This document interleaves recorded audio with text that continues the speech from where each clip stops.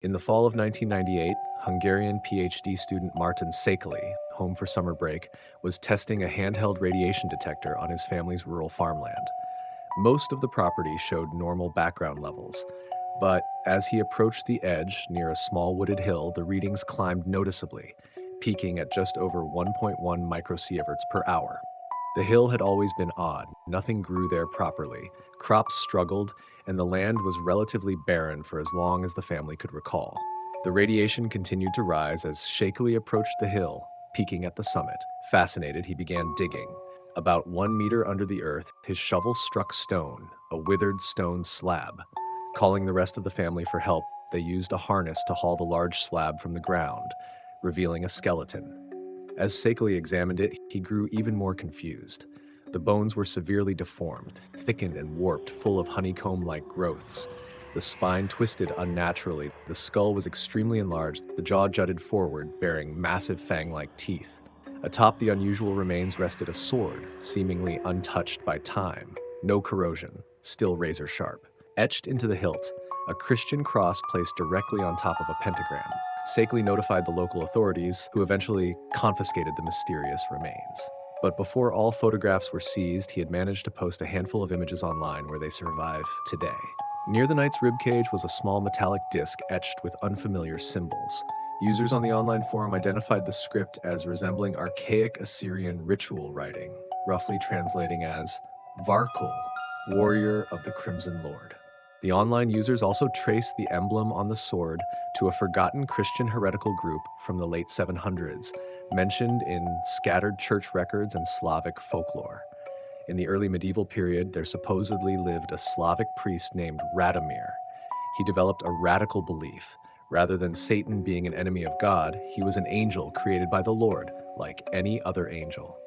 Radomir believed that Satan's presence as a force of evil was part of God's plan to test humankind, and enacting his will was part of God's ultimate design. According to legend, Radomir eventually took the name Malfaz and preached across the land, attracting a significant following of peasants, knights, and warriors to his new religion, symbolized by the Christian cross joined with a pentagram. Some accounts suggest that followers were bestowed gifts from the Dark Lord, superhuman strength, divine wisdom, and weapons forged in hell. Slavic folklore describes knights transforming into creatures of unholy size and strength. The church and local Christian rulers identified the order as heretical and vowed to crush it.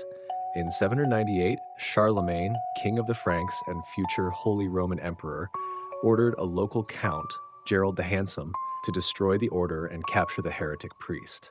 Gerald led a host of roughly 400 Christian troops toward the sect's alleged camp. The exact location is unknown, but the two forces met at a place referred to as the Bald Mountain, where, according to legend, no plant would grow, and battle commenced. Surviving accounts of the battle vary. Some sources describe the enemy warriors as savage and barbaric, while others suggest the enemy transformed, throwing off their armor as they grew fangs, bulbous muscles, and even wings. Their followers allegedly wielded swords of solid ruby and emerald and fired arrows that burned with black fire. One church chronicler claimed that Gerald was struck down by an enemy knight. Another version says a portal of green fire opened at the base of the mountain, leading into another world, and Gerald charged in, winning the battle and closing the portal, but disappearing forever. All sources agree, however, that the Christian forces ultimately prevailed. The priest Malphas was never found, despite Charlemagne offering an entire barony to anyone who could bring the heretic to justice. Within weeks, Hungarian authorities sealed Szekely's site. Catholic Church representatives arrived. The coffin, skeleton, sword, and disc were confiscated. No public report followed. Szekely was soon dismissed from his PhD program after refusing to remove the online photos. Perhaps this former human suffered from some rare medical condition. Perhaps the burial preserved the sword from rusting. Perhaps the radiation was a coincidence, a glitch in a faulty reader. Or just maybe the line between legend and history isn't as fine as we think.